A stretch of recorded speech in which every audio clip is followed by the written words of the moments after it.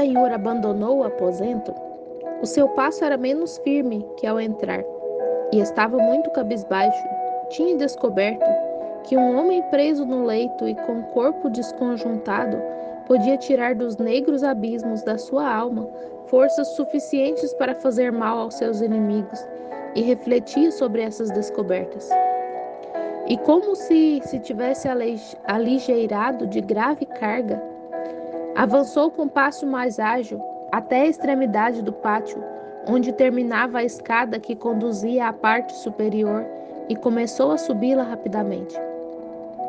Façam o que quiserem, exclamou caminhando lentamente. Eu não perdoarei ao romano. Nem dividirei a minha fortuna, nem sequer abandonarei a cidade dos meus pais. Farei um chamamento aos galileus e na Galiléia começarei a luta. A fama dos meus feitos heróicos atrairá em meu redor todas as tribos. Aquele que nos deu Davi e Moisés nos dará um chefe. E se este não for o Nazareno, será outro dos muitos que desejam morrer pela liberdade. O interior do pavilhão para o qual se dirigia estava escassamente iluminado. A poltrona habitualmente ocupada por Simônides estava junto da janela. Entrou e com passo ligeiro aproximou-se, assomando pelas suas costas, viu Esther adormecida e envolvida no xale de seu pai. Os cabelos soltos e em desordem caíam-lhe sobre o rosto. Apoiou os braços nas costas da poltrona e pensou: não quero acordá-la. Nada tenho que dizer-lhe, senão que a amo. Mas o problema está em saber se ela me ama. Ao princípio era minha amiga. Gostaria de despertá-la e de lhe dizer todas essas coisas. Mas como terei coragem para lhe falar?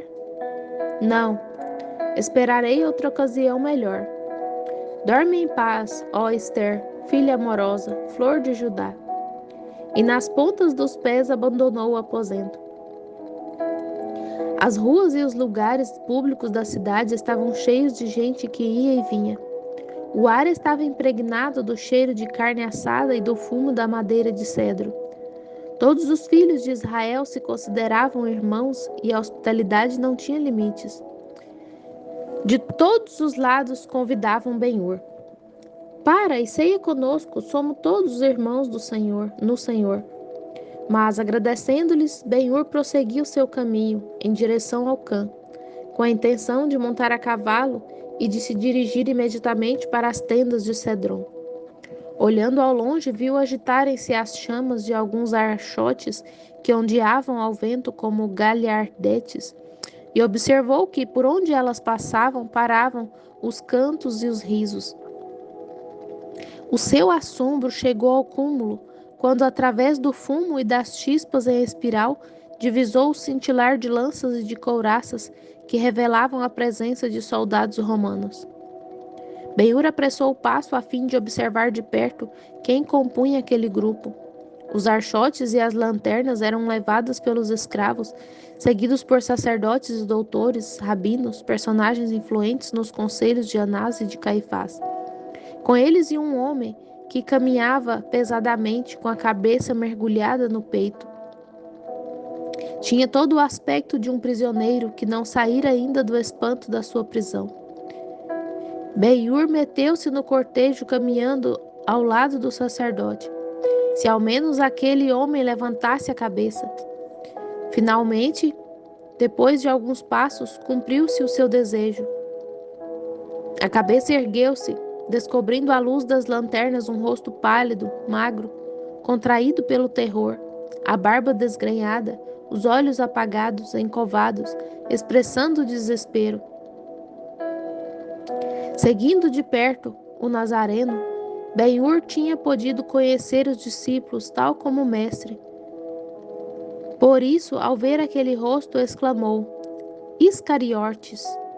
O homem voltou para ele a cabeça lentamente e os seus lábios moveram-se como para pronunciar algumas palavras, mas o sacerdote interpôs-se. Quem és tu? Vai à tua vida, disse a Ben-Hur, empurrando-o com violência. O jovem suportou o arrebatamento esperando melhor ocasião, confundiu-se de novo com a comitiva que cruzou o barranco de Cedron, sombreado pelo monte Olivete, e virou-se para a direita em direção a um horto de oliveiras, circundado por um muro branco. Ben-Hur, desembaraçando-se subitamente da comitiva, adiantou-se em relação a ela e deteve-se diante de uma porta cuja cancela tinha sido derrubada. Com um olhar rápido, dominou a cena. No meio do horto havia um homem vestido de branco, com a cabeça descoberta, as mãos cruzadas sobre o peito, uma figura delgada e encurvada, com longos cabelos e rosto descarnado, em atitude resignada e expectante. Era o Nazareno. Atrás dele, agrupados, estavam seus discípulos, que pareciam ser presa de grande agitação. Ele, pelo contrário, estava tranquilo. A luz dos archotes iluminava o seu semblante e dava à sua cabeça uma cor mais avermelhada que o normal. Mas a expressão do seu rosto era, como sempre, bondosa e compassiva. Ninguém pode dizer antecipadamente o que fará em determinadas circunstâncias.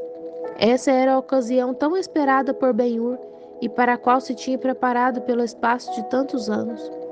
O homem, cuja causa tinha seguido e sobre cuja existência tinha levantado tão soberbo edifício, estava em perigo. Uma palavra, um suspiro, um pensamento bastavam. Na segura confiança que abrigava de que ia assistir uma manifestação assombrosa daquele poder, Ben-Hur aguardou, imóvel. A voz de Cristo ressoou clara: "A quem procurais?" "A Jesus de Nazaré", disse o sacerdote. "Sou eu." Essas duas simples palavras pronunciou-as com majestade tão imponente, tão divina, que aqueles homens caíram aterrados. Talvez o tivessem deixado estar e se tivessem afastado, se Judas não tivesse se aproximado dele. "Salve, mestre!" e beijou-o. "Judas", disse o Nazareno com doçura, "tu vendeste o filho do homem com um beijo? Por que vieste?" Mas como não recebesse resposta, o mestre dirigiu-se de novo à turba. "A quem procurais?" "A Jesus de Nazaré." "Já vos disse que sou eu. Se me procurais só a mim, deixai que estes partam tranquilamente." A estas palavras os rabinos adiantaram-se e, adivinhando os seus apóstolos alguns dos discípulos por quem tinha intercedido, rodearam-no. Um deles cortou a orelha a um dos captores, e Ben-Hur não se moveu, não, nem sequer quando os soldados prepararam as cordas para atar o Nazareno, e este cumpriu o ato sublime de caridade. Ai, um dos últimos da sua vida. "Não sofras mais", disse ao ferido, e curou-o com o contato da sua mão. Amigos e inimigos olharam-se assombrados, uns de que pudesse realizar aquele milagre, outros de que o fizesse naquelas circunstâncias. "Devolve a tua espada à bainha. O cálice que meu pai me envia, não deverei extingui-lo até as fezes?"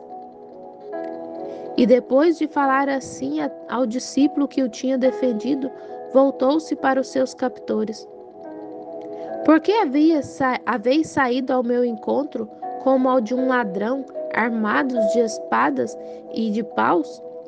Todos os dias estive entre vós no templo e não me detivestes. Mas esta é a vossa hora e a do poder das trevas." A turba cobrou ânimo e rodeou o mestre. E quando Ben-Hur voltou os olhos em busca dos seus fiéis, já tinham desaparecido. E sem embargo, pensava ele, este homem podia defender-se, podia aniquilar com um olhar os seus inimigos e não quisera usar esse poder. Qual era o cálice que seu pai lhe entregara para que o esgotasse? E que pai era esse a quem se devia tamanha obediência? Mistério atrás de mistério.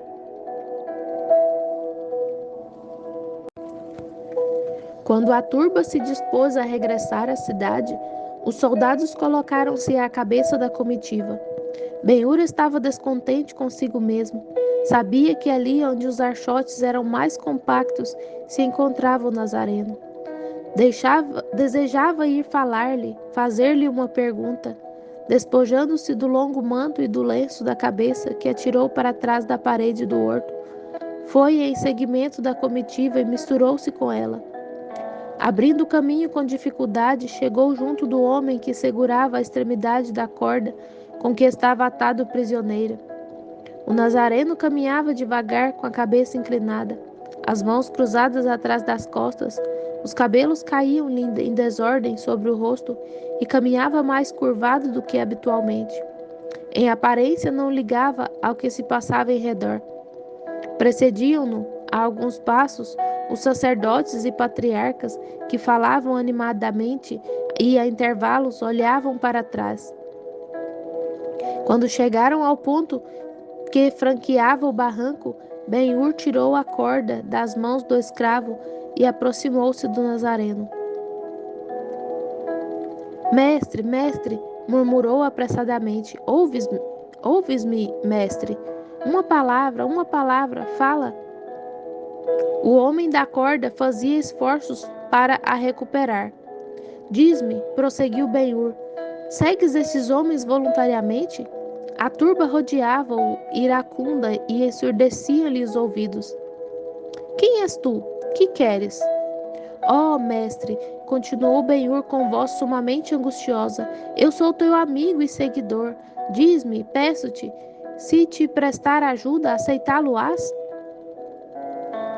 O nazareno não levantou a cabeça e nem deu sinais de o ter ouvido. Ben-Hur teve de desistir. Uma vintena de punhos ameaçavam-no de todos os lados. A gentalha uivava. É um dos seus amigos, matemo-lo.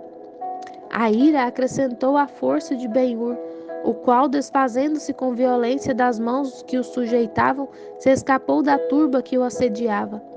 Com a túnica despedaçada, quase nu e banhado em suor, pôde desaparecer pelo barranco que, ocultando-o com as sombras amigas, te ofereceu de momento asilo e salvação.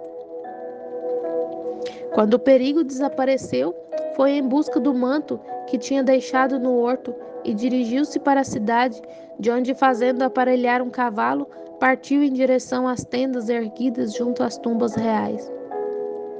Muito perto da hora segunda, os homens chegaram a galope à tenda de Ben-Hur e, apeando-se, pediram para lhe falar. A paz seja convosco, ó irmãos, disse ao reconhecer dois dos seus mais fiéis oficiais galileus. Sentai-vos. Não, disse o mais velho, sentar-se equivale a deixar morrer o nazareno. A sentença foi pronunciada. A cruz será hoje erguida no Gólgota. Ben-Hur abriu os olhos assombrado. A cruz! Ontem à noite prenderam-no e julgaram-no, prosseguiu o ancião. Ao raiar a alba, conduziram-no diante de Pilatos. O romano negou a sua culpabilidade por 2 vezes, mas finalmente lavou as mãos e disse-lhes: a responsabilidade é vossa. E eles responderam: quem? Os sacerdotes e o povo. O seu sangue caia sobre nós e sobre os nossos filhos. Santo pai Abraão, exclamou Ben-Hur, que lavará os seus filhos desse sangue? Chegou o momento de lutar. E bateu as palmas. Depressa, os cavalos! Gritou ao árabe que se apresentou. Comeu um pedaço de pão, bebeu um copo de leite e saiu. Aonde iremos? Perguntou o galileu. Reunir as legiões. Ai, replicou o homem juntando as mãos. Que sucedeu? Eu e o meu amigo somos os únicos que permanecemos fiéis. Os outros seguiram os sacerdotes. Ben-Hur olhou os amigos. A sua morte estava decidida. Aquele homem tinha-a previsto e fora ao seu encontro com plena consciência desde o primeiro dia da sua missão. Deus impusera-lhe e ele aceitara-a espontaneamente. Que podiam fazer os homens para o impedir? Quando empunhou de novo as rédeas, não descobriu no seu horizonte mais do que a dúvida e a insegurança. Em marcha, irmãos, vamos ao Gólgota. Temos ouvido dizer que o cortejo com o réu passaria junto às grandes torres brancas, construídas por Herodes. Os 3 amigos tomaram aquela direção. No vale, a multidão era tão compacta que tiveram de se apear e refugiar na esquina de uma casa. Parecia que se encontravam nas margens de um rio, contemplando a corrente que passava. Tanta era a afluência. Por espaço de meia hora, a corrente passou diante de Ben-Hur e dos seus companheiros, incessante, variada, rumorosa. O semblante de todos refletia a impressão de homens que esperam presenciar um terrível espetáculo, uma catástrofe imprevista, uma calamidade ignorada. Por fim, em direção das grandes torres, Ben-Hur ouviu o clamor de muitos homens. Atenção, já vem! O povo deteve-se a escutar, mas quando aquelas vozes se ouviram mais de perto, olharam aterrados uns e outros e, a tremer, prosseguiram seu caminho. A vozearia aumentava e ensurdecia o ar. De súbito, Ben-Hur ouviu os servos de Simônides avançando com um caldeirão e Ester caminhando a seu lado. Seguia-os uma liteira. A paz seja contigo, Simônides, e contigo, Ester, disse Ben-Hur. Se vais em direção ao Gólgota, parai até que tenha passado o cortejo, e eu vos acompanharei. O mercador estava com a cabeça inclinada para o peito. Dilo a Baltazar, replicou. O seu querer será o meu. Está nessa liteira. Ben-Hur apressou-se a levantar as cortinas. O egípcio estava ali com o rosto macerado e pálido como um cadáver. Ben-Hur repetiu o convite. Poderemos vê-lo? Perguntou. Sim, passará muito perto de nós. Ó Senhor, exclamou o ancião, permiti-me que o veja outra vez. Oh, que dia mais terrível para o mundo! Poucos momentos depois, a comitiva acomodara-se atrás da esquina da casa. Baltazar saiu da liteira e permaneceu em pé com o apoio de um servo. Ester e Ben-Hur colocaram-se junto de Simônides. Por fim chegou o cortejo. Abria a marcha um exército de crianças gritando e vociferando: O rei dos judeus! Passagem, passagem para o rei dos judeus! Uma escolta de legionários envergando brilhantes armaduras seguia em cerradas fileiras. Depois vinha um nazareno. Era quase um cadáver. A cada passo vacilava como se fosse cair. Sobre a sua simples túnica cinzenta pendia-lhe pelas costas uma veste manchada e feita em tiras. Os pés nus deixavam marcas sanguinolentas sobre as lousas. Do pescoço pendia-lhe uma tabuinha com uma inscrição e cingia-lhe à fronte uma coroa de espinhos que, quando se lhe fincavam, lhe produziam cruéis feridas, das quais emanava em fio o sangue, que agora coalhado lhe sujava o rosto e o pescoço. Ia manietado. Um camponês ajudava-o a levar a cruz, sob o peso da qual caíra momentos antes. Quando passou diante de Ben-Hur e dos seus amigos, ergueu os olhos. Ester abraçou-se a seu pai. Este estremeceu. Baltazar caiu ao chão sem poder articular nenhuma palavra. Só Ben-Hur gritou: Oh, meu Deus! Oh, meu Deus! Então o nazareno voltou o rosto marcado para ele e pousou os olhos nos que formavam aquele grupo. Aquele olhar ficou esculpido nos corações para toda a vida. Viam que se recordava deles, não dele. E os seus olhos moribundos expressavam a bênção que os seus lábios não podiam proferir. Simônides exclamou: Onde estão as tuas legiões? Pergunta-o a Anás: Que? Infiéis? Todos, menos estes dois. Então está tudo perdido. O rosto do mercador contraiu-se nervosamente e a sua cabeça voltou a inclinar-se sobre o seu peito. Outros dois homens levaram também pesadas cruzes. Quem são esses? Perguntou Ben-Hur aos galileus. Ladrões condenados a morrer com o Nazareno, responderam. Depois ia um personagem revestido com os ricos hábitos de primeiro sacerdote, a mitra na cabeça, rodeado pelos guardiões do templo, e atrás dele em grupo os indivíduos do Sanedrim, e um largo séquito de sacerdotes com simples túnicas brancas e mantos multicores. Agora estou convencido, disse Simônides, de que aquele que os precede a todos é o rei dos judeus. Um homem vulgar, um impostor, um malfeitor jamais foi levado à morte com semelhante séquito. Pois olha, aqui estão as nações, Jerusalém, Israel, aqui o manto de linho, aqui o manto azul com orla de ouro, os ornamentos não vistos na rua, desde o dia em que Jaduá foi ao encontro do macedônio. Tudo prova que o Nazareno é rei. Oh, se pudesse levantar-me e segui-lo. Ben-Hur escutava-o assombrado. Então Esther disse: Eu vejo algumas mulheres que se adiantam chorando. Quem são? Vieram 4 mulheres desfeitas em pranto. Uma delas apoiava-se no braço de um homem muito parecido com o Nazareno. Ben-Hur respondeu: Aquele é o discípulo predileto do Nazareno, e a que se apoia no seu braço é Maria, mãe do Mestre. As outras são galileias amigas.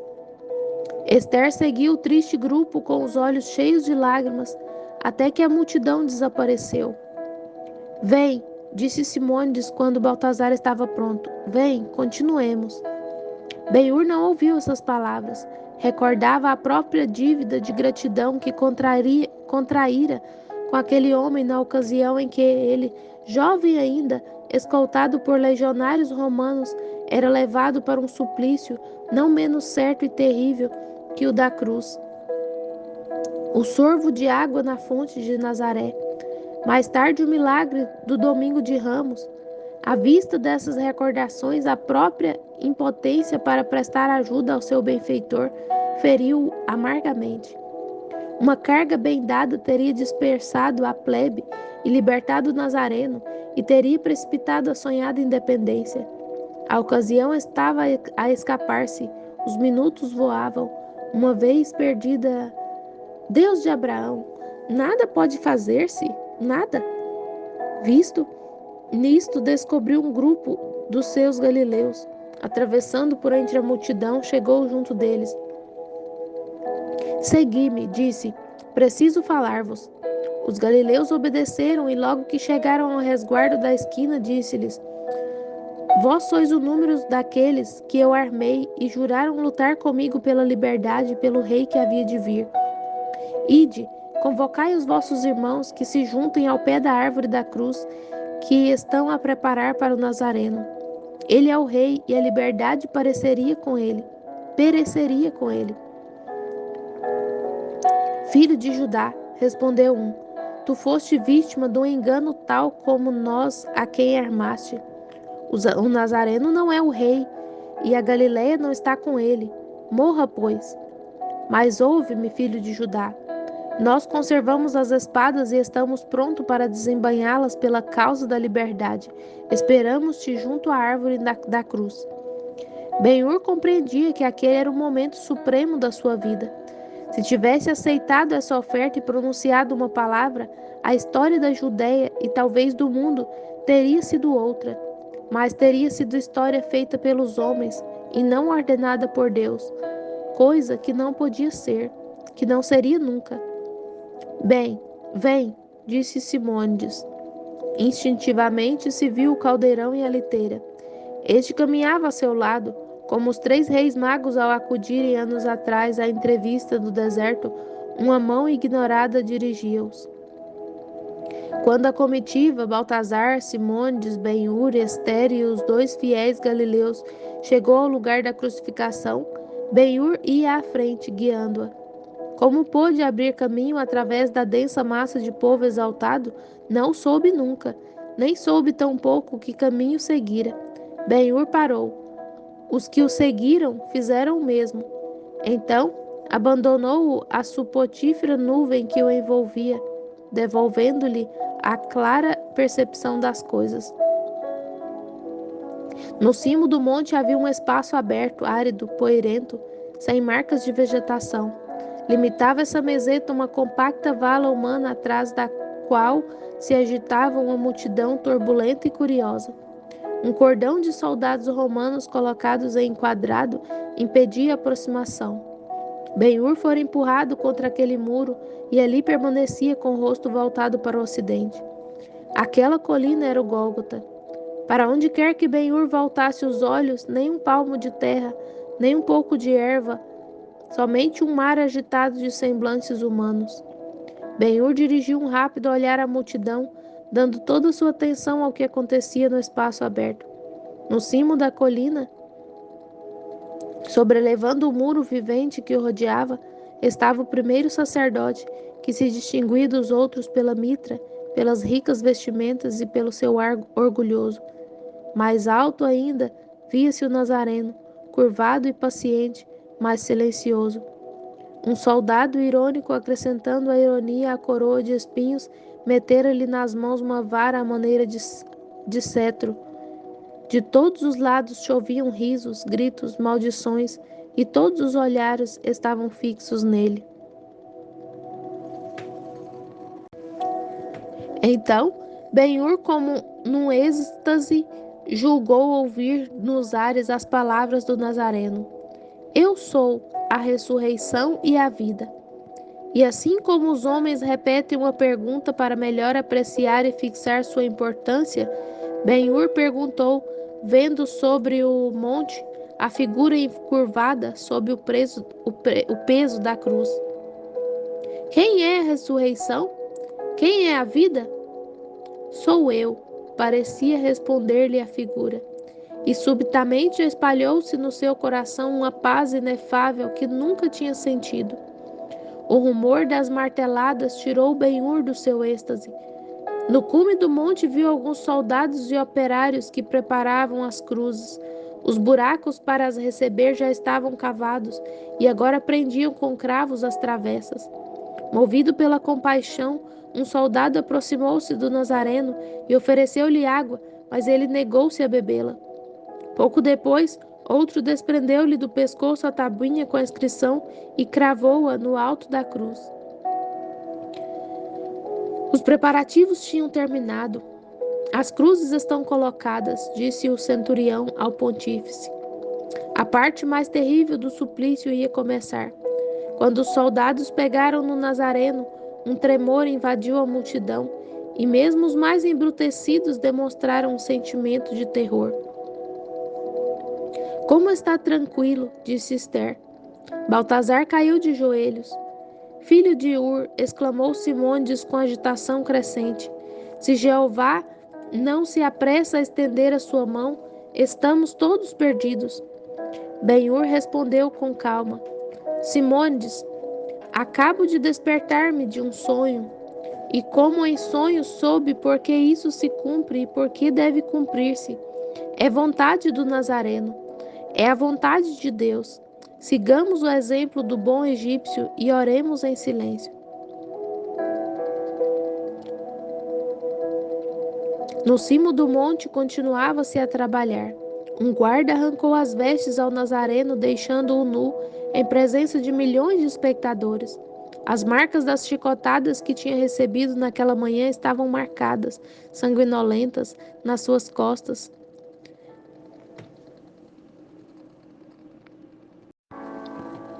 Sem compaixão, foi atirado ao solo e brutalmente estendido sobre a cruz.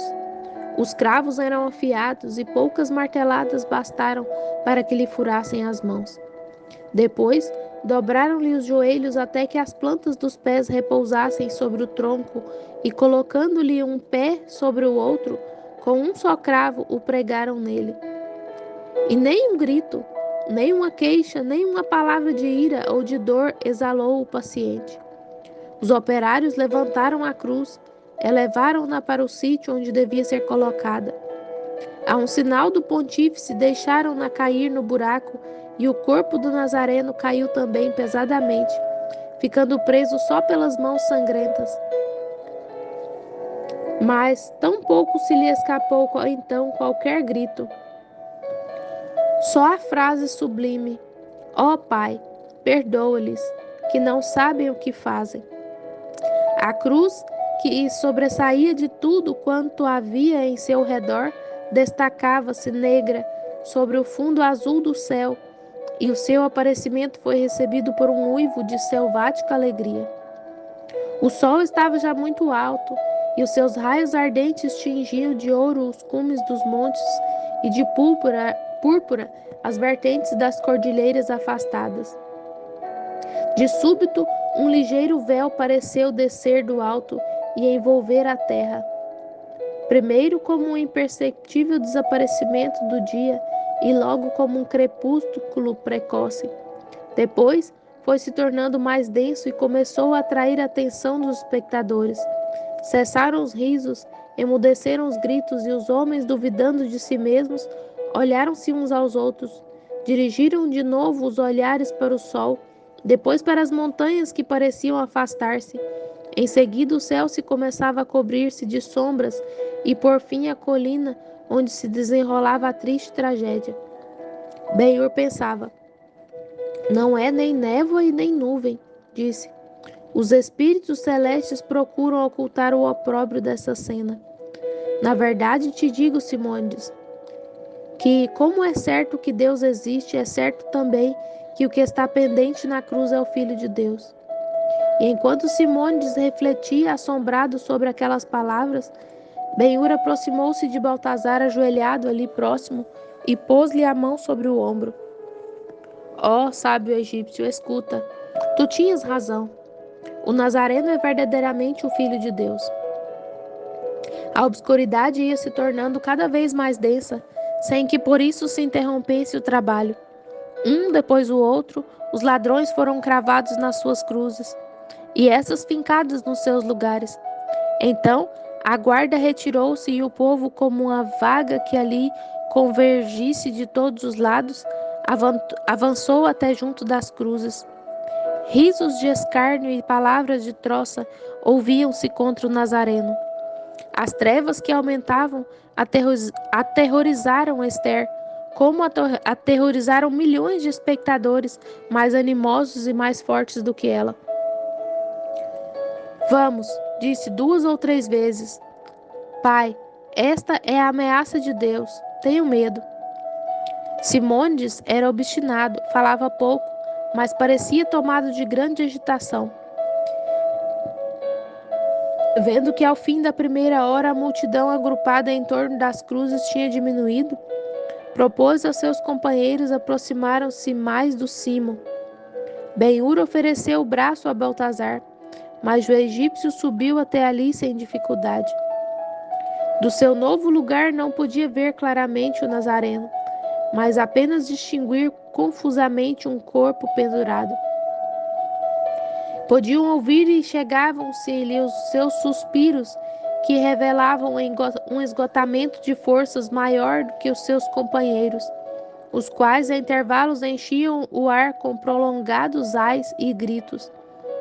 A segunda hora decorreu como a primeira. Para o Nazareno foram horas de afrontas, de provocações, de morte lenta. Só falou uma vez em todo aquele tempo. Algumas mulheres foram ajoelhar-se ao pé da cruz. Entre elas reconheceu sua mãe, que era acompanhada pelo seu discípulo dileto. Mulher, disse levantando a cabeça, eis aqui o teu filho. E ao discípulo, eis aqui a tua mãe. Chegou a terceira hora e ainda o povo permanecia em redor da colina, atraído por uma força misteriosa. Mas agora estava mais tranquilo e desfilava de silencioso diante do Nazareno. Essa mudança tinha se efetuado também nos guardas. Soldados e oficiais formavam um grupo à parte, vigiando mais o divino réu que a multidão blasfema. Se um suspiro escapava dos seus lábios, se no paroxismo da dor movia a cabeça, punham-se imediatamente em guarda. Mais assombroso era ainda a mudança operada no primeiro sacerdote e no seu séquito. Havia entre eles alguns muito versados em astronomia e familiarizados com os fenômenos celestes. Estes, assim que o sol começou a apagar-se, agruparam-se em torno do pontífice e um grande terror se apoderou deles. Ocultos atrás dos soldados, atentos ao menor movimento e espiando cada palavra do Nazareno, Diziam-se em voz baixa: esse homem poderia ser o Messias, e então... Entretanto, Ben-Hur, que ainda conservava aquele novo sentimento de paz, orava para que se acelerasse o fim. Quando decorrera metade da terceira hora, alguns homens miseráveis da mais baixa ralé situaram-se diante da cruz central. Olha-o, disse um, eis aqui o novo rei dos judeus. Os outros acrescentaram a rir. Se és o rei dos judeus ou o filho de Deus, desce da cruz. E um dos ladrões, deixando de se queixar, gritou para o Nazareno: se tu és o Cristo, salva-te e salva-nos. A populaça riu e aplaudiu. Enquanto esperavam a resposta, ouviram que o outro malfeitor dizia ao primeiro: não temes a Deus? Nós recebemos o justo castigo dos nossos crimes. Mas este homem nenhum mal fez. Os espectadores ficaram assombrados. E no silêncio que se seguiu, o segundo malfeitor acrescentou, dirigindo-se ao Nazareno: ó Senhor, recorda-te de mim quando entrares no teu reino. Simônides estremeceu. Quando entrares no teu reino? Esta era precisamente a dúvida que atormentava a mente naquele instante. Ouviste? Disse-lhe Ben-Hur: o reino não pode ser deste mundo. Silêncio, disse Simônides, se o Nazareno respondesse. Enquanto falava, o Nazareno respondeu com voz clara e sonora: em verdade te digo que hoje estarás comigo no paraíso. Simônides juntou as mãos e disse: não mais, meu Deus. As trevas desvaneceram-se, já vejo com outros olhos. Como Baltazar eu vejo com os olhos da verdadeira fé.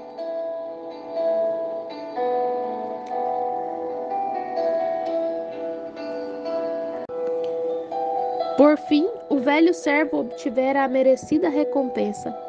O seu corpo desconjuntado pela tortura não havia de curar-se nunca, e a recordação dos sofrimentos passados jamais havia de apagar-se. Mas de súbito aparecia-lhe uma vida nova, mais bela que a terrena, e o seu nome era Paraíso. Um grande sossego invadiu todo o seu ser. A respiração do Nazareno tornava-se mais penosa, os seus suspiros já eram estretores. Só 3 horas na cruz tinham-lhe bastado para morrer. A notícia correu de boca em boca, e todos emudeceram. Deixou de soprar o vento, e à escuridão juntou-se um ambiente sufocante. Através das trevas passou um grito do moribundo: meu Deus, por que me abandonaste?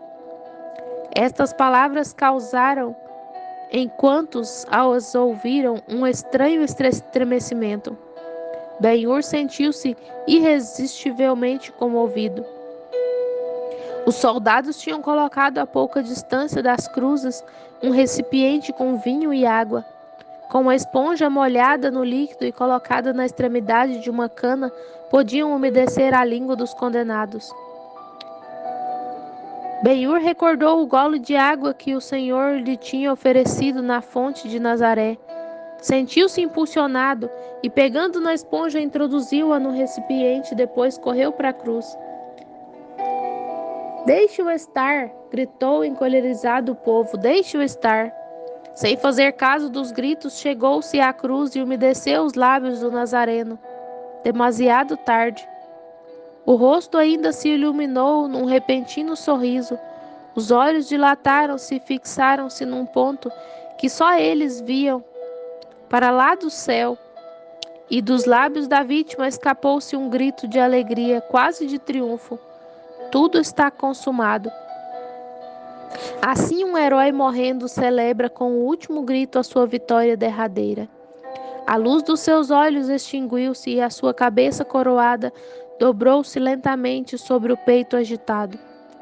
Ben-Hur julgou que tudo estava concluído, mas toda a alma do Nazareno se concentrou num esforço supremo, e ele e os que estavam mais próximos puderam ouvir as suas últimas palavras, pronunciadas em voz baixa, como se as dirigisse a alguém que estivesse ali a escutá-lo. Pai, nas tuas mãos encomendo o meu espírito. Um estremecimento percorreu os seus martirizados membros, soou um grito de terrível angústia, e a sua vida e a sua missão estavam terminadas. Ben-Hur voltou para junto dos seus amigos e disse laconicamente: tudo está acabado. Ele morreu. A triste nova espalhou-se rapidamente pela multidão, mas ninguém a repetiu em voz alta. Só se ouviu um prolongado murmúrio que se propagava em todas as direções: morreu, morreu. E enquanto se olhavam, a terra começou a tremer e um grito de espanto saiu de todos os lábios. Então começou uma louca dispersão de homens a pé, a cavalo, em camelos e em carruagens, e como se a natureza estivesse aborrecida contra eles e quisesse por si própria encarregar-se da defesa e da vingança da inocente vítima, a vaga do terremoto perseguia-os, fendendo a terra sob seus pés, atirando-os uns contra os outros, arrancando-lhes gritos de terror nunca ouvidos. Os gritos dos ladrões sobre as oscilantes cruzes eram terríveis. Ainda que aturdido pelo movimento do solo, Ben-Hur teve tempo de dirigir um olhar a Baltazar e viu-o estendido por terra e imóvel. Inclinou-se sobre ele e chamou-o, mas não obteve resposta. O bom homem tinha morrido. Então Ben-Hur recordou ter ouvido um grito quase em resposta às últimas palavras do Nazareno. Não tinha voltado a cabeça para o local de onde procedia, mas até o último dia da sua vida conservou o convencimento de que o espírito do egípcio acompanhara o seu mestre até os umbrais do prometido reino. Triste cortejo, o que entrou pela porta meridional do palácio do Zur àquela hora crepuscular daquele dia memorável. Quase à mesma hora era descido da cruz o corpo de Cristo. O cadáver de Baltazar foi colocado no quarto dos hóspedes. Todos os servos o rodeavam, a chorar, porque todos o tinham amado em vida. Mas quando viram o seu semblante tranquilo e sorridente de felicidade, enxugaram as lágrimas e disseram: conformemo-nos, mais feliz está esta noite do que ao sair esta manhã. Ben-Hur não quis confiar a um criado a missão de participar a iras a morte de seu pai. Ele mesmo foi à sua procura para acompanhar junto do cadáver. Sacudiu a cortina da sua porta e não teve qualquer resposta. Chamou-a pelo seu nome em voz alta. Ninguém respondeu. Levantou a cortina e penetrou no aposento. Não estava lá. Subiu rapidamente ao terraço, mas tampouco a encontrou. Ninguém a vira em todo o dia. E depois de ter revistado em vão todos os cantos da casa, Ben-Hur voltou ao quarto dos hóspedes e ocupou o lugar que correspondia à filha, junto ao cadáver do pai. Quando se mitigou a tristeza produzida pela morte de Baltazar, e ao 9º dia da sua cura, conforme prescrevia a lei, Ben-Hur conduziu à casa a mãe e Tirza.